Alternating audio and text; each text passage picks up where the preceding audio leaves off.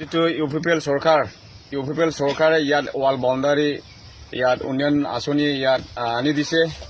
ইয়াৰ কাৰণে এই চৰকাৰক মই ধন্যবাদ জ্ঞাপন কৰিছোঁ প্ৰথমতে। কিন্তু এটা বিশেষ কথা হ'ল যে আমাৰ বিপিএফৰ চৰকাৰৰ সময়ত ইয়াত ডেপুটি চিফ কাম্পা বৰগোহাঞি আৰু জেমছ বসুমতাৰী তেখেতসকলে ইয়াত ফাউণ্ডেশ্যন লেড কৰিছিলে আৰু সেই ফাউণ্ডেশ্যন লেড কৰাৰ ঠাইত যিটো ফ্লেট আছিলে, যিটো নাম লিখা ফ্লেট, সেই ফ্লেটটো ৰিমুভ কৰি পেলাই ইয়াত এই ৱাল বাউণ্ডাৰী কৰাৰ যিটো আজি নতুন চৰকাৰৰ যিটো নতুন MLA যিটো জয়ন্ত বসুমতাৰী তেখেতৰ নাম সন্নিৱিষ্ট থকা ফ্লেট ইয়াত লগাই দিছে।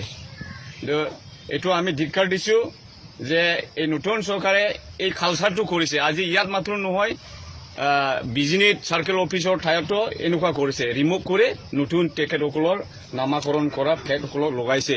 কিন্তু এইটো ঠিক হোৱা নাই। তেখেতসকলে যিটো ৱাল বাউণ্ডাৰী ইয়াৰ উন্নয়নমূলক আঁচনিটো আনি দিছে, ইয়াৰ কাৰণে আমি ধন্যবাদ জ্ঞাপন কৰিছোঁ। কিন্তু নতুনকৈ এটা ফাউণ্ডেশ্যন লেট কৰি ইয়াত তেখেতসকলৰ ফ্লেট নামবিলাক লিখি ইয়াত ফাউণ্ডেশ্যন কৰিলে এইটো সকলোৰ কাৰণে ভাল আছিলে।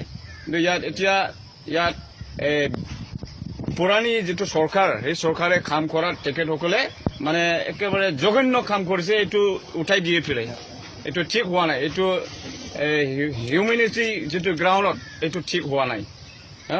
এটা চৰকাৰে কাম কৰা যিটো ফাউণ্ডেশ্যন কৰা যিটো ষ্টন, এইটো ৰিমুভ কৰি দিয়াটো এইটো ঠিক কাম হোৱা নাই। এইটোৰ কাৰণে আমি ধিক্কাৰ দিছোঁ। এটা শিক্ষা অনুষ্ঠান, এইটো এটা শিক্ষা অনুষ্ঠান, এই শিক্ষা অনুষ্ঠানটো ৰাজনীতি, এই বিষয়ে কি ক'ব? এইটো ঠিক হোৱা নাই। শিক্ষা অনুষ্ঠান এটা সমগ্ৰ এটা অঞ্চলৰ ইয়াত গৰীব দুখীয়া সকলো শ্ৰেণীৰ লোকে ইয়াত শিক্ষা গ্ৰহণ কৰিব।